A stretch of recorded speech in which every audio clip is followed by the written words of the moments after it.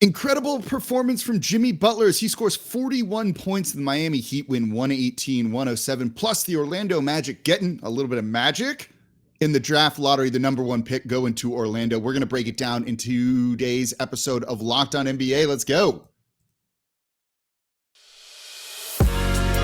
You are Locked On NBA, your daily NBA podcast. Part of the Locked On Podcast Network, your team every day. Welcome to the Wednesday edition of Locked On NBA, the daily podcast covering everything you want to know about the association. And on Wednesdays, I'm your co-host, Jake Madison, at Nola Jake on Twitter, and the host of the Locked On Pelicans podcast. We got Walker Mehl subbing in for John, who is covering the game here. You can follow him on Twitter, at Walker Mehl. He's the host of the Locked On Hornets podcast. Thanks for subbing in, man. Yeah, I'm happy to do it, and also I'm probably happy to do it more so than John Corrales would want to host this one. Brutal third quarter for the Boston Celtics, watching Jimmy Butler just go flames. What an excellent performance from him tonight. That was an oddly fun game. So we're going to spend the first two segments of today's show breaking that one down because I think it's interesting from a number of angles. And as you just said there, Jimmy Butler was an absolute beast in this one. And of course, thank you for making Locked On NBA your first listen every day. We're free and available wherever you get your podcasts and on YouTube as well. Tell a friend about the show, subscribe wherever you get your podcasts and on YouTube. Leave a 5-star review with a comment. Now you can leave reviews on Spotify as well. So you mentioned it, right? Like, don't bury the lead here. It's Jimmy Butler. He was awesome in this one. 41 points from him on the night. He did it on 19 shot attempts, didn't make a three, only took 2 of them, 17 of 18 from the line. He's arguably been one of the best players, if not the best player in the playoffs. And then he just kind of had his like exclamation point game in this one, a game that Boston looked like they were going to take early control of and never relinquish. Yeah, and early on, I thought Robert Williams was going to be the story of this one. Jayson Tatum for sure. Maybe your storyline A and storyline B, and then Jimmy Butler just took all of that, especially in the second half. Playoff Jimmy is different, Jake. Like, this is somebody that is as cold as they come in the NBA. Watching him score for 40 points, the third time he's reached that mark this postseason, and not even just that. If you look defensively, the guy that has that kind of ability to block that jump shot from Jayson Tatum in the corner, to just rise above somebody that's like 6'8" shooting that three and block it. He had 4 blocks in this, 3 blocks and 4 steals to go along with his 5 assists and 9 rebounds. He does it all. This is somebody that I will go to war with in these types of meaningful games 10 times out of 10, man. Like, what an excellent performance from him. Yeah, and they really needed that from him, right? We saw them struggle to score a little bit. No one else in this team cracked 20 points in this game. It was basically the Jimmy Butler show.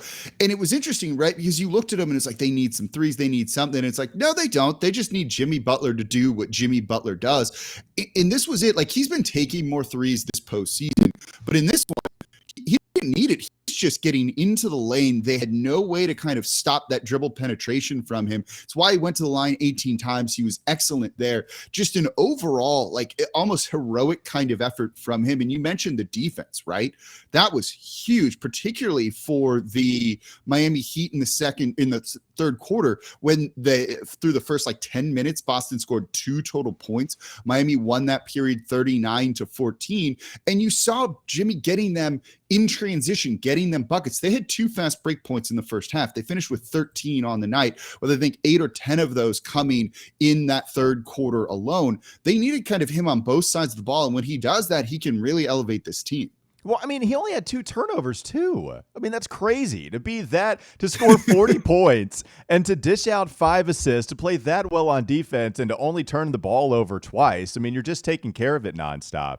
It's incredible to watch what he's done. And I think that's the type of guy we've seen before. We've seen him every time when he gets to the postseason perform really well. We all know about his heroic run in in the bubble, right? When you go back a couple of years ago during the pandemic, when everything was got the iconic like exhausted photo from that one. I mean, everything's so weird, and you need somebody to rely on, and Jimmy is that guy for you. You mentioned the free throws, getting to the line 18 times and knocking down 17 of them. You also mentioned no three-pointers, so 40 points, 19 shots, 0 3-pointers, when we also know that Jimmy it's a different type of postseason player too, because he shoots about 35% on his career from the 3-point line. We know that he usually does start to ramp it up from beyond the arc in any postseason, but this is the game where he just didn't need it. And some of that is also from Boston going cold. Jaylen Brown tried to make things maybe a little interesting with some 3-point shot making at the end of that game. We can get to some more of our thoughts there.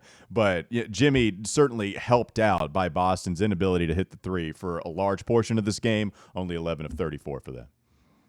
Yeah, Jaylen Brown really struggled in this one. As you said, he made it kind of interesting later on, but really for the 90% of the game, he looked just off. I don't really know what to say. He struggled in the postseason in game ones. We've seen that in previous rounds, but they can't have another performance like that from him. Well, and here's the weird thing too about Jaylen Brown. It's, Jake, you start to look at the free throw discrepancy now. The last 3 games, it's been pretty bad. 4 of 7 in game 6 against Milwaukee, 1 of 4 in game 7 against Milwaukee. Tonight, I believe he was 3 of 7. So he's not shooting well from the foul line at all. He actually ends up, he goes up 6 of 10, from the free throw line. 6 of 10, more. 6 of 10 from the free throw line tonight. He's just not shooting well from there. Early on, I think he started like 3 of 12 in this game before he started hitting a couple of. I mean, they need Jaylen on a night where Boston doesn't have Marcus Smart and Al Horford. And both those guys are tremendous defenders.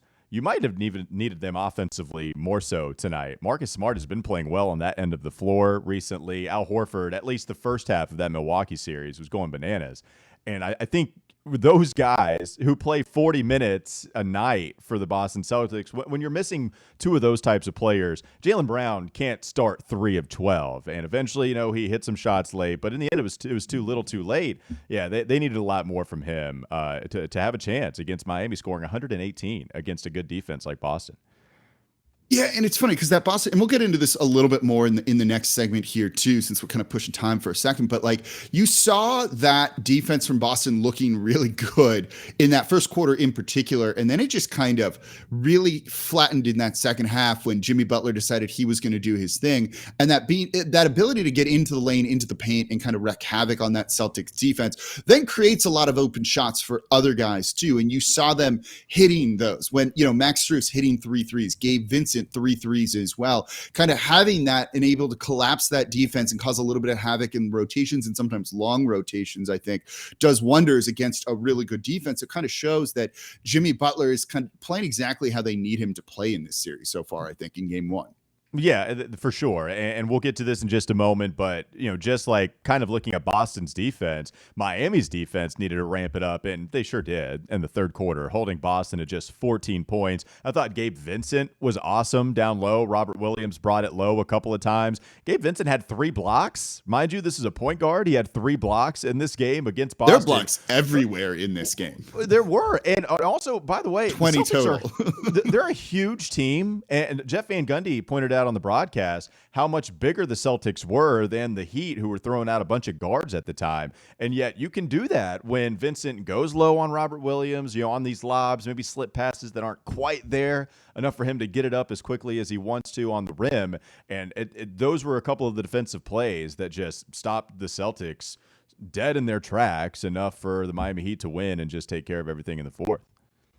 Yeah, let's get into the defense more in the next segment. So coming up here next, that's what we're going to chat about in today's episode of Locked On NBA after the big Miami Heat win over the Boston Celtics. Before we do that, though, today's episode of Locked On NBA is brought to you by Athletic Greens AG1. This is something I've started taking every single day, and I started taking AG1 because I wanted to have better gut health, more energy, and optimized immune system. And I don't have time to take a big supplement, pill, vitamin routine, or anything like that. I need something that was going to taste good and be easy for me to take. So what is this stuff? With one delicious scoop of AG1, you're absorbing 75 high-quality vitamins, minerals, whole food source superfoods, probiotics, and adaptogens to help you start your day right. This special blend of ingredients supports your gut health, your nervous system, immune system, energy, recovery, focus, aging, basically all of the things. And it's as simple as a scoop of it in a cup of water once per day. As simple as that. So AG1 is the stuff with the best things in it, right?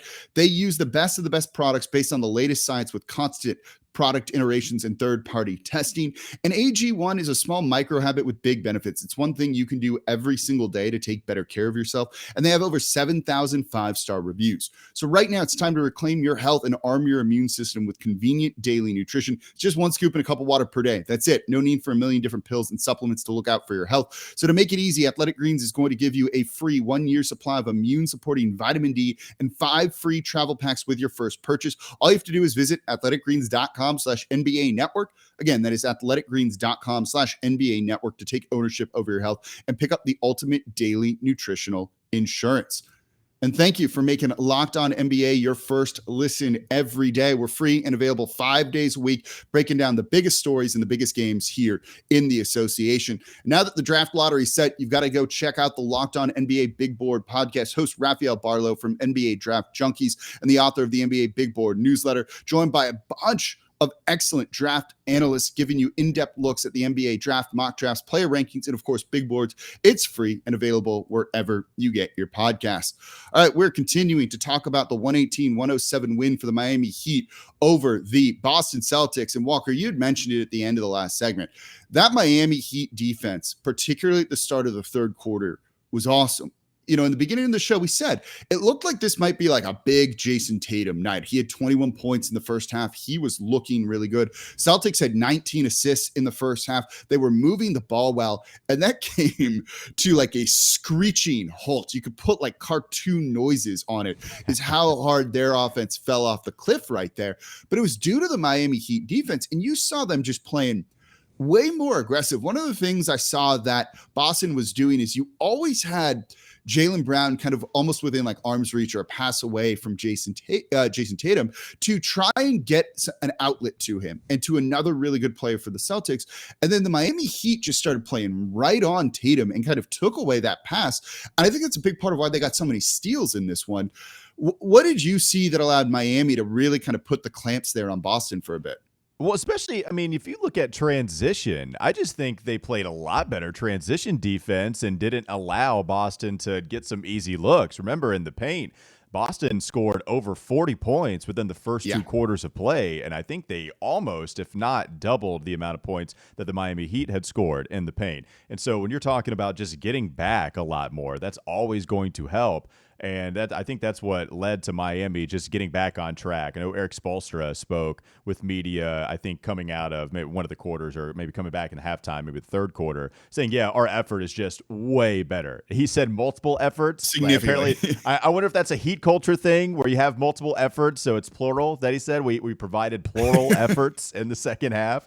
But it was pretty apparent in that third quarter. I mentioned a couple of the times where Robert Williams, I want to talk about him because I thought he was amazing in the first quarter particularly, but really the entire first half. The guy was contesting all over the court, whether it was at the rim, whether it was, jump shots, three-pointers. I thought he was incredible, and part of the reason was Jayson Tatum would get into the paint, and then they just lob it. Robert would slam it. He'd yell at you, and then you couldn't do anything about it. Well, at that time, they started to crash in a lot more. There was help there. The guards decided if I can get sneaky and try to go low, maybe he can't have just such quite a thunderous dunk, and that's what they were helping there too. I thought those were a couple of the things that were able to help them defend the Boston Celtics. Yeah, no, that's a really good point. Again, they kind of walled him off. Like they just weren't allowing him to get really much beyond the 3-point line. And it really seemed to throw Jayson Tatum off in this one, and he wasn't particularly great. Again, 21 points in the first half. He had just 8 in the second half, and they're not going to win very many games, especially when Jaylen Brown is kind of off like we were talking about as well. And, they were very clearly, I think, missing Marcus Smart here too, and Al Horford, as you had mentioned earlier. And like, that can't be probably understated. You throw those two in there and this probably looks like a different game because look, Boston had it at 10 points with about 6 minutes to go. And it was a very, it's potential that they could have come back to be able to win this game. And I know that Miami doesn't have Kyle Lowry in this one, but he's not been playing great, to say. That's probably putting it kindly, this postseason. So I wonder if it probably kind of those injury misses or Horford being out in health and safety protocols kind of really skews this one a little bit. Oh, no doubt. those guys play 40 minutes a night. If you're going to miss two players with that kind of defensive prowess and they play 40 minutes for you, now what you have to do is, one, you're getting Robert Williams back. Again, he was excellent, but then he gets hurt. There was that stretch, Jake, where it's kind of craziness. Boston gives a good punch and Miami hits big shot after big shot. So you have a crazy Jimmy Butler long two straight in Jayson Tatum's grill. Jayson Tatum hits a three on the other end. PJ Tucker hits a three. Jaylen Brown hits a three. Then Max Strus hits a three. Boston was hitting a couple from beyond the arc, and it was Miami that would come up with big shot after big shot. The way that all comes to an end is Boston comes up empty-handed. Bam Adebayo gets fouled, I believe, by Robert Williams, and that's the play that he limps off to the sideline. I mean, just brutal. So every time you hit a big shot, Miami answers with a big shot of their own. And you lose Robert Williams, who was playing excellent basketball. He was really good. Yeah, and so you lose him for the last 6 minutes of that game, on top of not being able to go to Al Horford. Like, there was a lot of Peyton Pritchard in this one, and he hit some threes, and look, he played well, 18 points. Yeah, I thought he was actually pretty good. Yeah, no, he was, but it's still something where defensively you're going from Marcus Smart to Peyton Pritchard. And another thing real quickly, like Derek White just gave you nothing offensively, and that's been a problem. He goes 1 of 10 in the last game, goes 1 of 4 in this one, only scoring 3 points, only got to the foul line twice and just hit 1 free throw. You know, if Marcus Smart is out, I guess they got the point production from Pritchard, but Derek White, you got to expect more from him offensively too. Especially a guy that, they made the big move. That was kind of their big move at the trade deadline, to bring him in probably for this postseason run and to kind of have that like somewhat veteran presence in there. You mentioned Bam Adebayo. Kind of tale of two halves for him too, right? Really quiet in the first half. They really needed him to step up. Doesn't finish with a ton of points, just 10 on the night, but 4 blocks, and his effort defensively, just on individual one-on-one matchups. I forget it was who he blocked, that it was the wedgie block that he had. Yeah. I think it was Tatum or Brown, right? Right. I think it was too, yeah.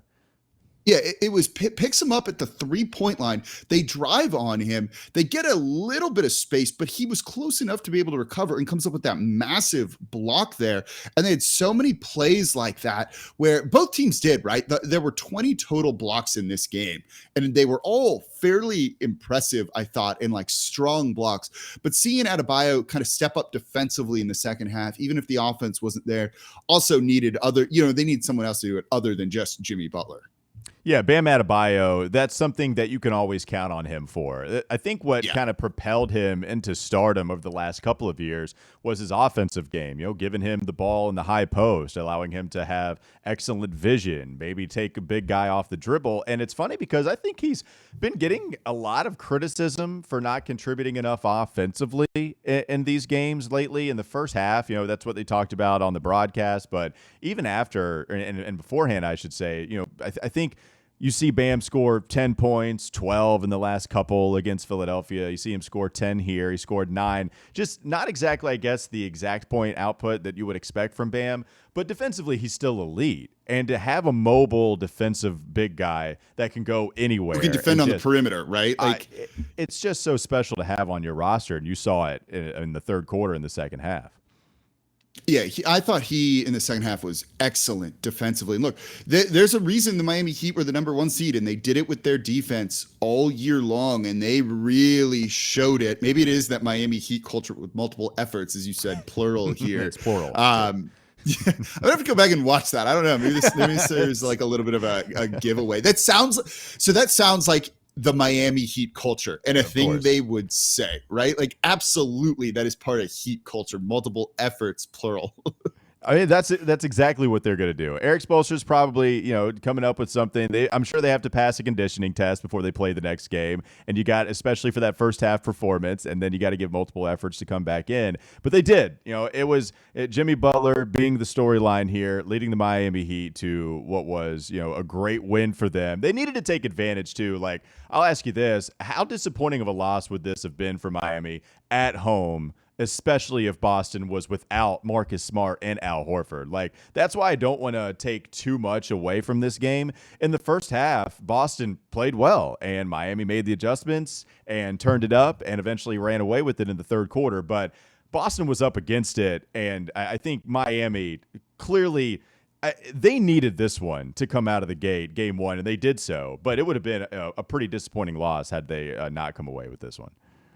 Yeah, I agree with you. They were down 13 in the first half when it looked, especially in that first quarter, right? Before they kind of made a run to close the gap a little bit on that and make it kind of even in the second period before going down 8 at halftime. But at one point, everyone's picking the Celtics, right? Like they're the betting favorite on this per betonline.net. We've seen kind of experts picking the Celtics in this one in 6 games or so. So maybe a close series, but not that close of a series. And so to lose at home, particularly if it was by double digits to the Boston Celtics, I think is pretty demoralizing. Right. And we've wondered about their offense, too. We've wondered about the offense from the Miami Heat in this one. We know the defense would be good, but would they be able to get enough shooting? Would they be able to get enough scoring?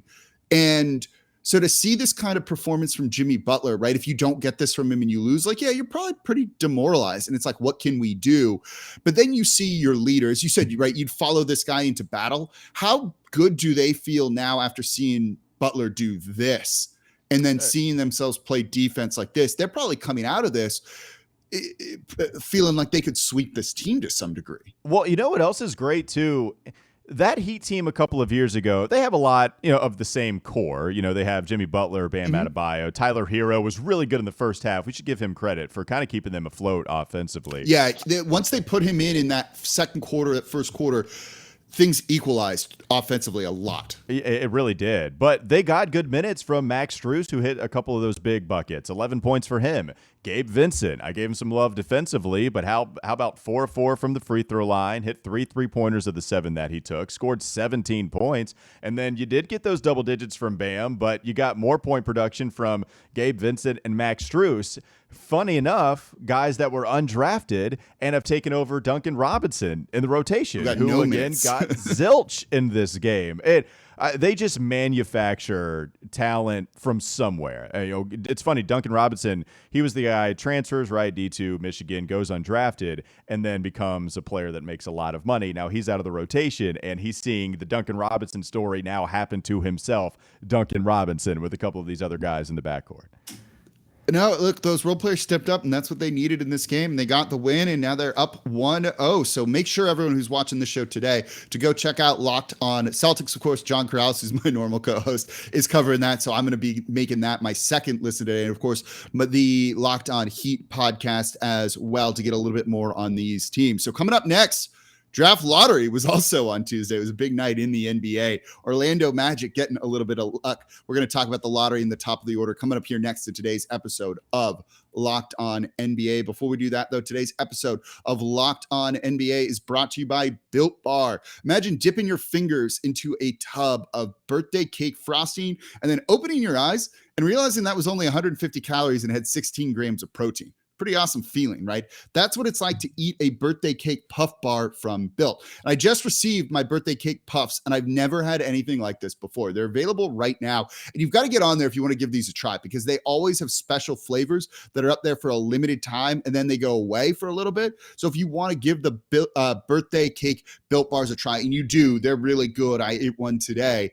You've got to go on to built.com right now and give them a shot. You've really never had anything like this before. It's airy, they're light, it's protein infused marshmallow, and it tastes delicious. It's got sprinkles in there too. So make every day your birthday with Built's birthday cake puffs. Built has taken the delicious experience of biting into a fresh slice of birthday cake and robed it in 100% white chocolate, added sprinkles, and it's 150 calories, 16 grams of protein, and only 9 grams of sugar. And all Built bars and Built puffs are covered in 100% real chocolate. So that means with Built, you can eat healthy and actually enjoy doing it. And they're made with collagen protein, which your body absorbs more efficiently and provides tons of health benefits. So go to built.com right now, use promo code LOCK15 and get 15% off your next order. Again, use promo code LOCK15 for 15% off over at built.com. And today's episode of Locked On Pelicans is also brought to you by rockauto.com. I actually work on all of my cars. I have an old 1976 Corvette that I'm working on right now. I spent the weekend tearing the radiator out of that thing. And then once I got it out, I immediately went on to rockauto.com and ordered a new one so I can get the car running again because you can save time and money when using rockauto.com. Don't choose to spend 30, 50, even 100% more from the same parts from a chain store or a car dealership. I ordered the radiator of rockauto.com. It was $137 cheaper than any of those chain stores. I checked just to be sure.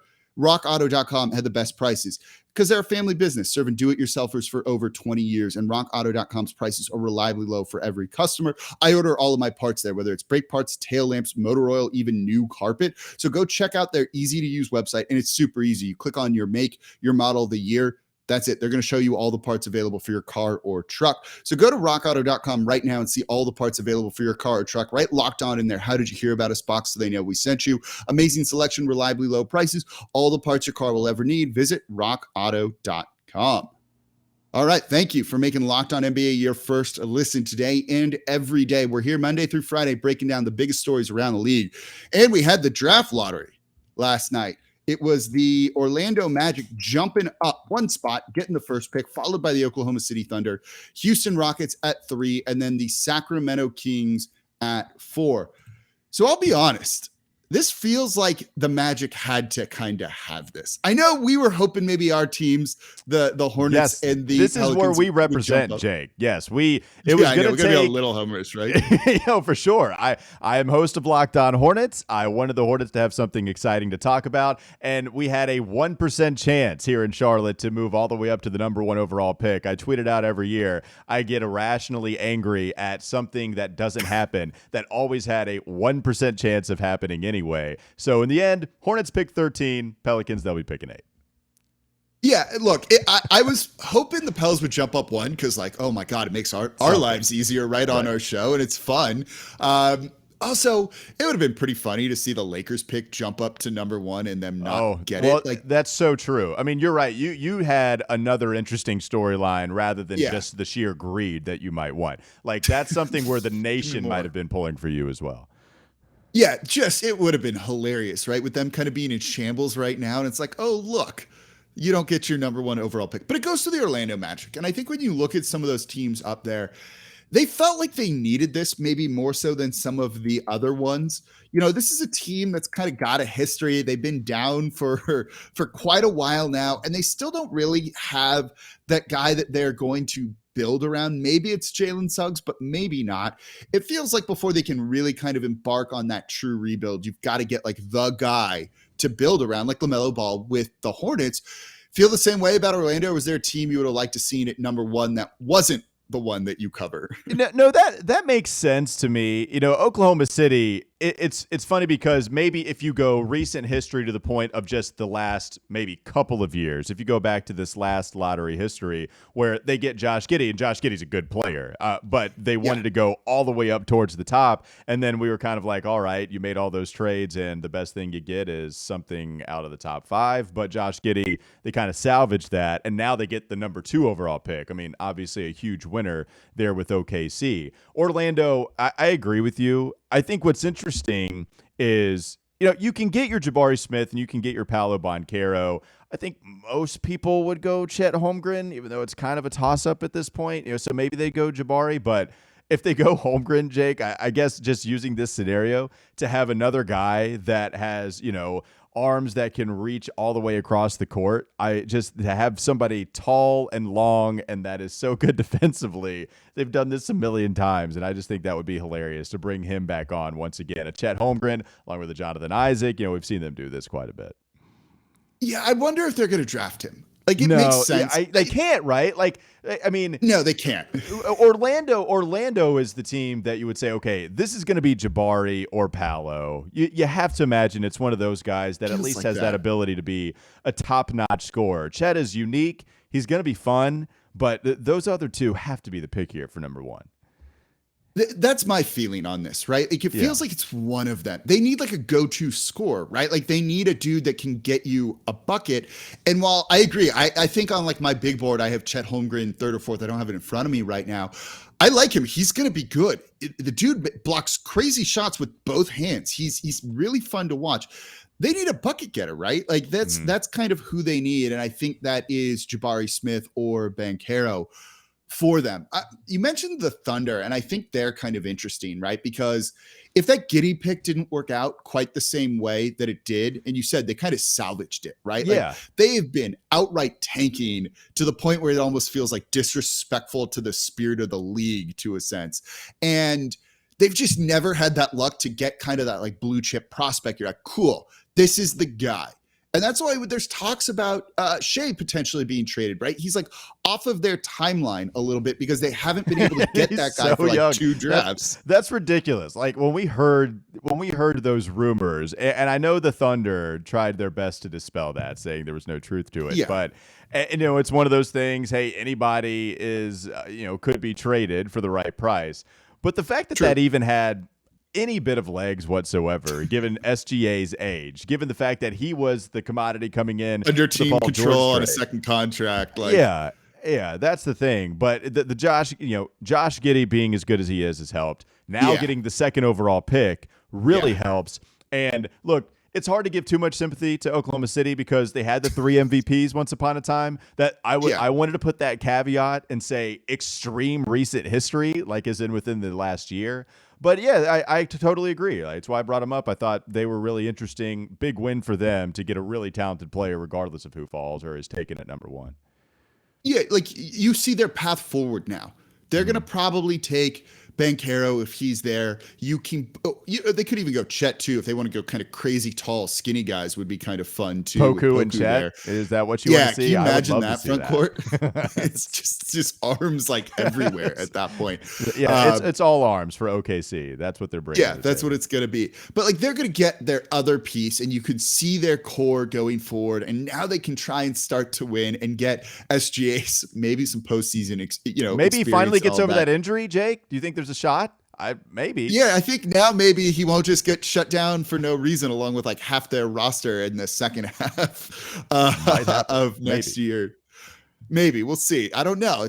You never know what Presti's going to do. He loves picks on picks here. What about Houston at 3? This feels like still a pretty big win for them.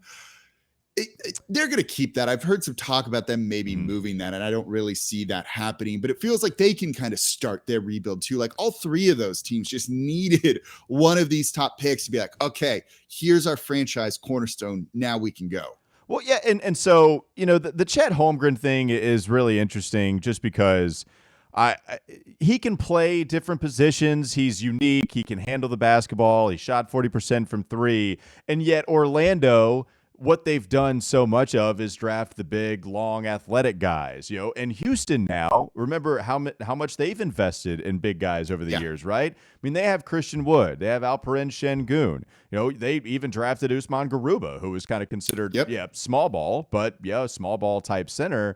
Are you going to go with Holmgren again and kind of go towards something like that? Or are you just taking the best player available? And then even Sacramento, you just traded for Domantas Sabonis. So I don't think it happens, but in some crazy world where there's a lot of hype for Jaden Ivey. I love Jaden Ivey. Maybe that universe exists out there where he falls to Sacramento. You're not letting him fall past the top 4. But I guess my point is there's just some interesting fits for Chet in the top 4. Houston investing in the big guy, Sacramento just trading for one, Orlando in their draft history. OKC is the one where it's almost a seamless fit. Just plug them in and it makes the most sense. But the other 3, I'd be really interested to see that. Yeah, and then I wonder about a guy like Shaedon Sharpe too, right? Like I said on our live show, he's got some shades to me of Scotty Barnes, right? Guy that was kind of like a fast riser up the boards, right? Like he's kind of an enigma, having not really played at all. And we haven't seen him in kind of big games, not playing for Kentucky. And then, but all the tools are there, right? Like he looks like that guy that, okay, whatever, maybe underperformed in college or didn't play. And then you put him on the right team and kind of let him do his thing. His shot's good. He's an athletic freak. Do they want to could they reach and take him at 3 to Houston if they just want to go, okay, he's got so much upside, let's go with that, we'll find a place for him? I think that's where things kind of get interesting. And then of course you have the Kings at 4, and like they're the Kings, right? Like I don't know how much I trust them to do like the right here we are thing. talking about who benefited. Damian Lillard wasn't exactly a fan, as we saw on lottery night. He rolled his eyes as soon as we saw Portland get the 7th pick. That meant that Sacramento at least got to number 4, and that's eventually what they would end up getting. And so to me, you're gonna get a talented player, and you're right. Like we'll see what the Kings do, but talk about a big winner. I mean, that clearly jumped up quite a few spots. They're the big winner. They're one of the big ones in this. They needed just some like positive momentum, right? And this comes on the day that The owner's putting his daughter as the assistant GM of the G League team when, like, I don't know if that's the qualified move, but they needed a little bit of win here, and they're going to be kind of interesting. So there you go. Make sure you check out all of the Locked On shows: Locked On Magic, Locked On Thunder, Locked On Rockets, and of course, Locked On Kings. And that's going to do it here for Locked On NBA. So thank you all very much for listening on Wednesdays. I'm your co-host, Jake Madison, at Nola Jake on Twitter. He's Walker Mehl, at Walker Mehl, hosts a Locked On Hornets. Thank you all for listening again, and make sure that you make Locked On NBA your first listen every day, part of the Locked On Podcast Network.